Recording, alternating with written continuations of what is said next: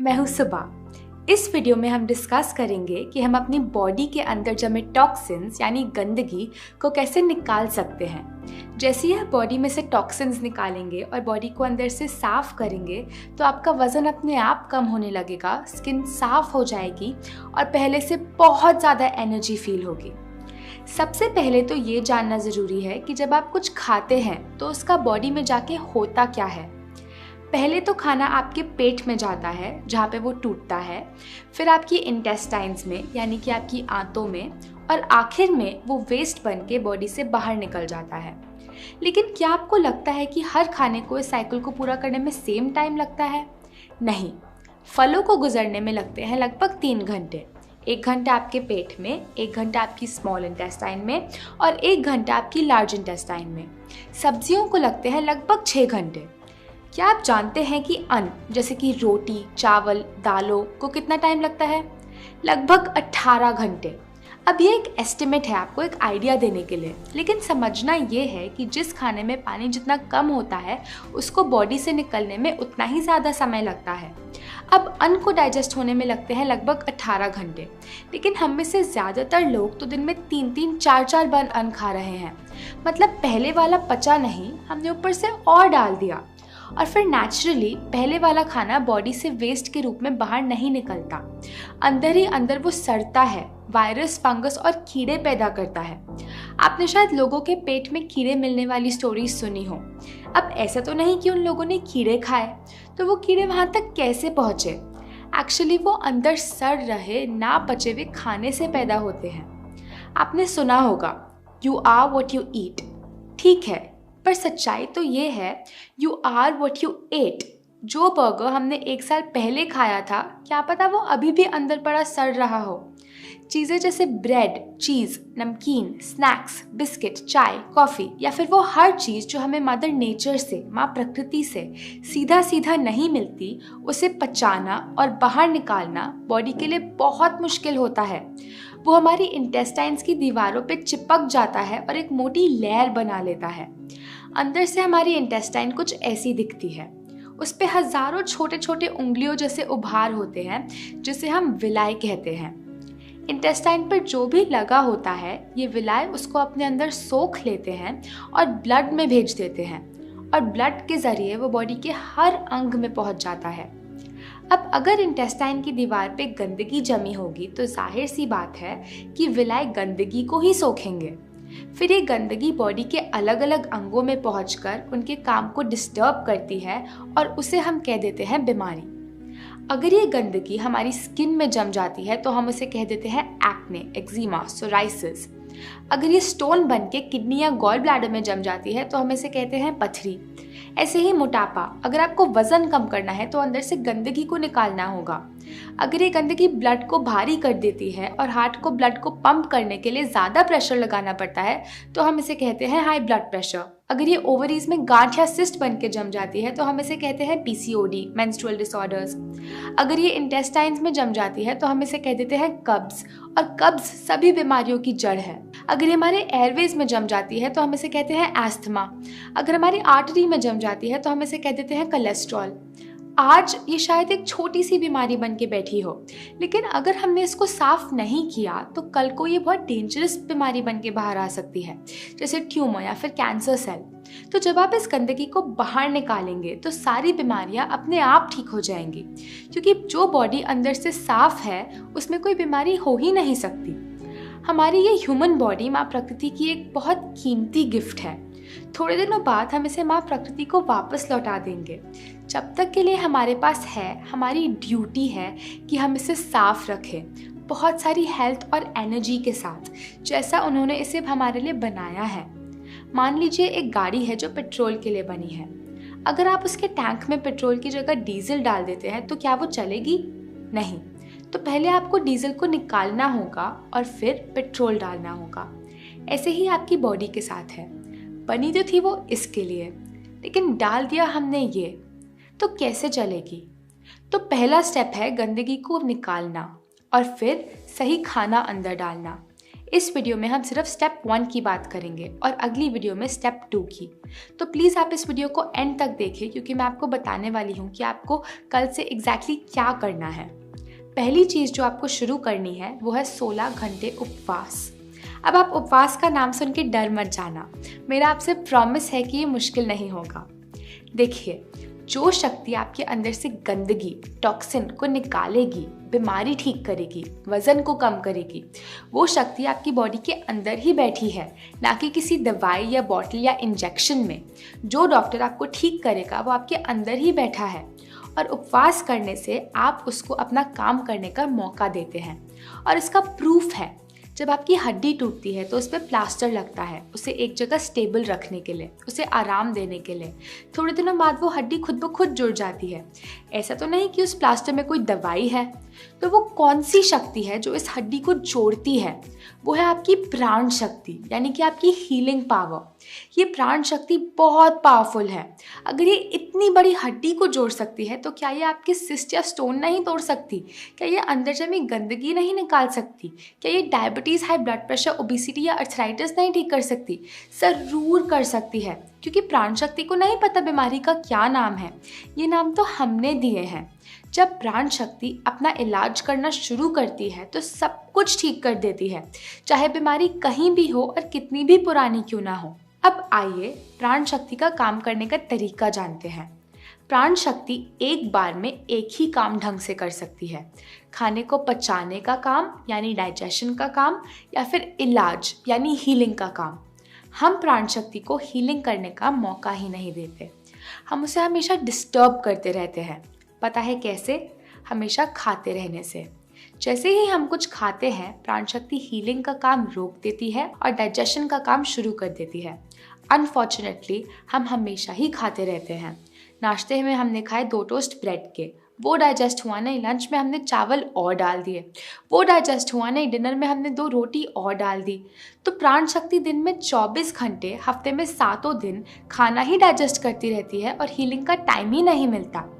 अगर आप चाहते हैं कि प्राण शक्ति हीलिंग करे तो आपको समय समय पे डाइजेशन को ब्रेक देना होगा।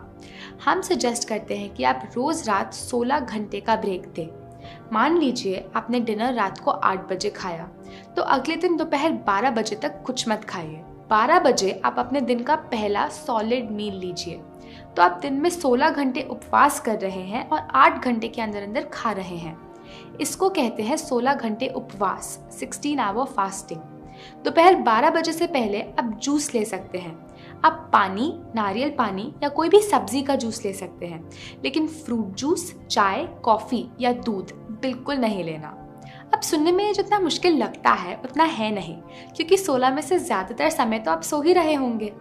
आजकल हमें फास्टिंग करना कुछ अब नॉर्मल सी चीज़ लगती है, बट एक्चुअली माँ प्रकृति ने हमारी बॉडी को टाइम टाइम पे फास्टिंग करने के लिए ही बनाया है। हमारे पूर्वजों के पास सुपरमार्केट, रेफ्रिजरेटर या पूरे साल खाना नहीं अवेलेबल होता था। कभी कभी उन्हें खाने को कुछ भी नहीं मिलता था और वो बिना खाए रहते थे, क्योंकि हमारी बॉडी समय समय पे फास्टिंग के लिए अडेप्टेड है। अब नॉर्मल तो ये है कि हम दिन में हर वक्त खाते ही रहते हैं। आपको दिन में कौन से 16 घंटे उपवास करना है वो आपकी मर्जी। हो सकता है कि दोपहर 12 बजे तक कुछ ना खाना आपके लिए ज़रा मुश्किल हो, लेकिन आपको दिन का आखिरी भोजन शाम 6 बजे खाने में कोई प्रॉब्लम ना हो। ऐसे में आप शाम 6 बजे से लेकर अगले दिन सुबह 10 बजे तक उपवास करें। अगर आप जॉब करते हैं और आप डिनर रात को 9 बजे लेते हैं, तो कम से कम इतना तो कीजिए कि अगले दिन दोपहर 1 बजे तक कुछ सॉलिड मत खाइए। ऐसे रोज 16 घंटे उपवास के थ्रू प्राण शक्ति को थोड़ी हीलिंग का टाइम रोज मिल जाता है। अगर आपको 16 घंटे बहुत ज़्यादा लगते हैं तो कोई बात नहीं, आप 14 घंटे उपवास से शुरुआत कीजिए। धीरे धीरे उसको 16 तक लेके जाइए, कोई बात नहीं।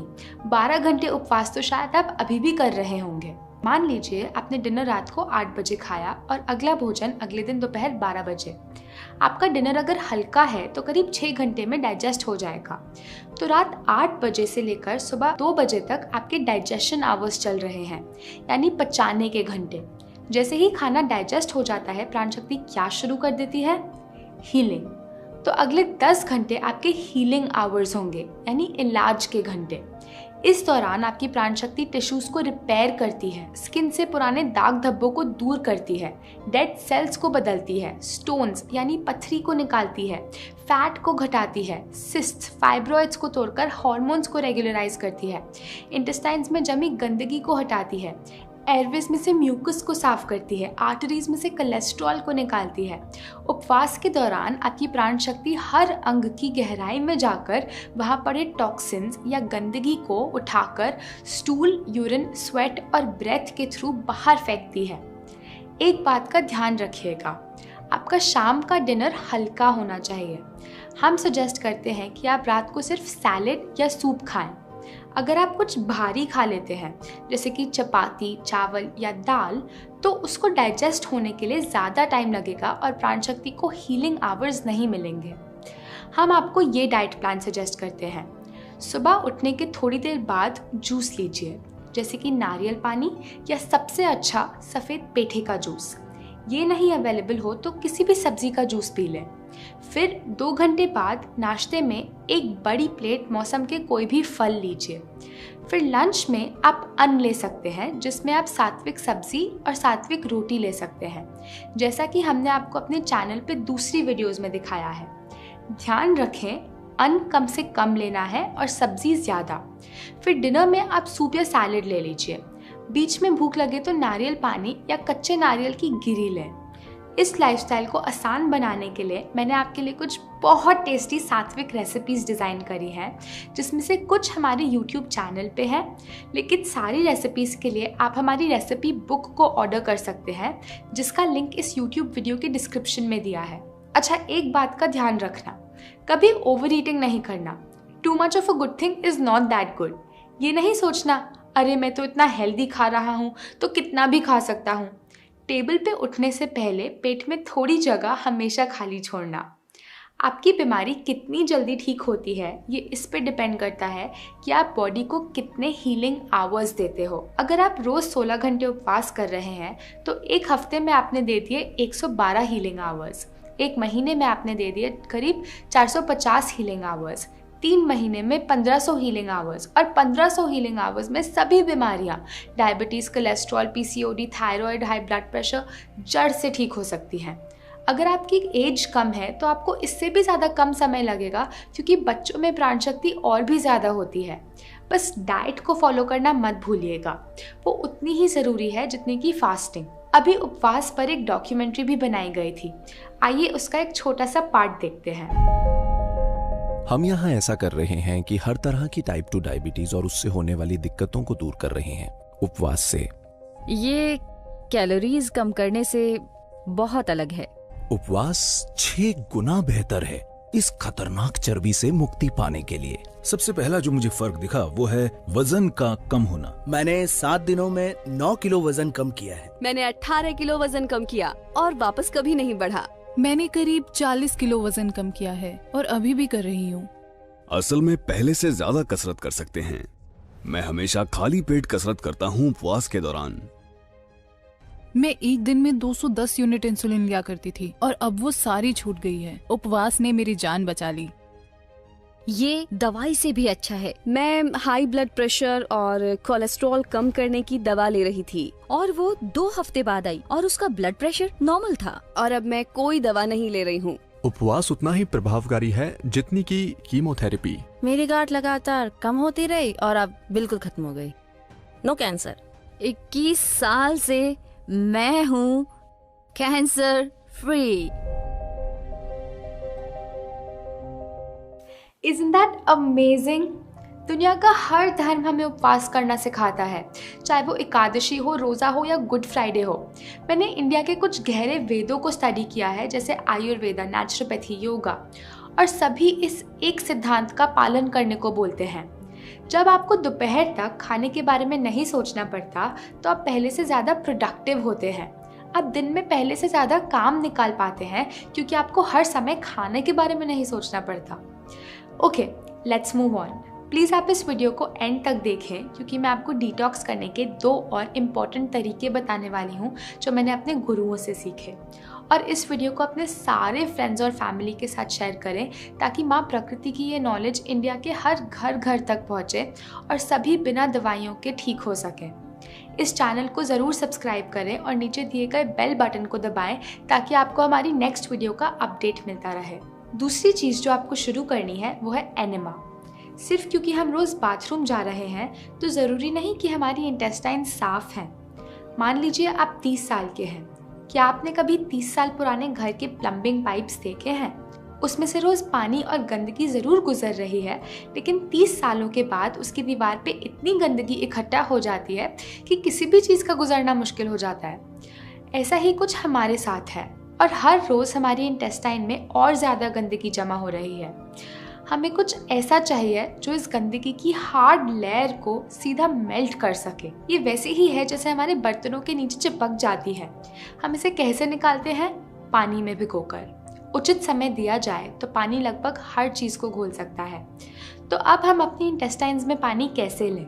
एनिमा के थ्रू। ऐसा एनिमा लें जो कुछ ऐसा दिखता है।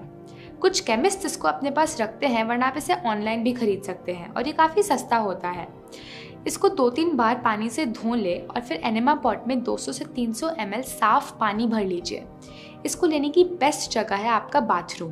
पाइप की टिप पे थोड़ा नारियल का तेल लगा लीजिए। फिर इसको किसी ऊंचे शेल्फ पर रख लें। आपकी कमर से ऊंचा होना चाहिए। ज़मीन पे कोई मैट बिछा लीजिए और फिर घुटनों के बल उल्टा लेट जाइए और पाइप को सिर्फ 2 इंच रेक्टम के अंदर डाल लें।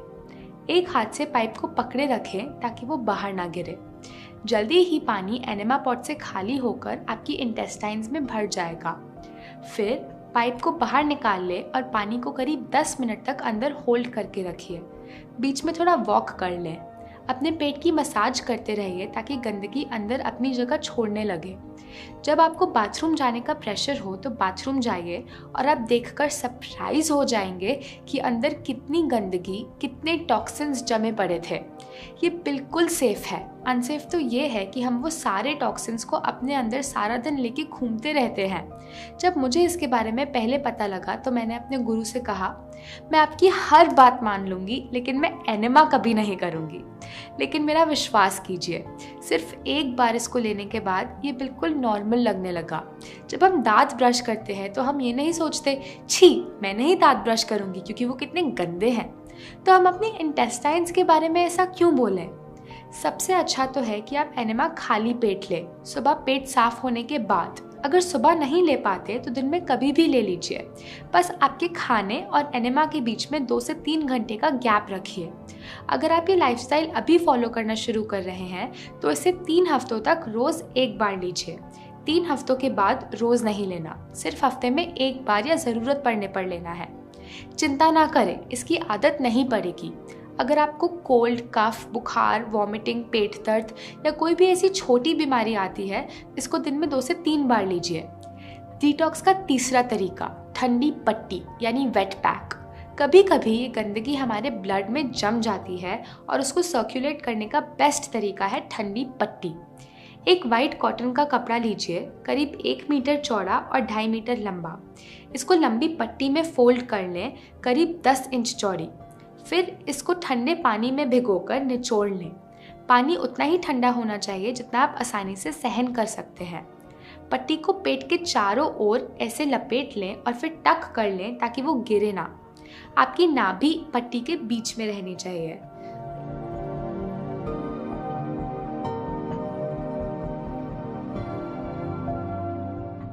एक और छोटी पट्टी लें, करीब 2 इंच चौड़ी, ठंडे पानी में भिगोकर इसे अपने गले पे लपेट लें।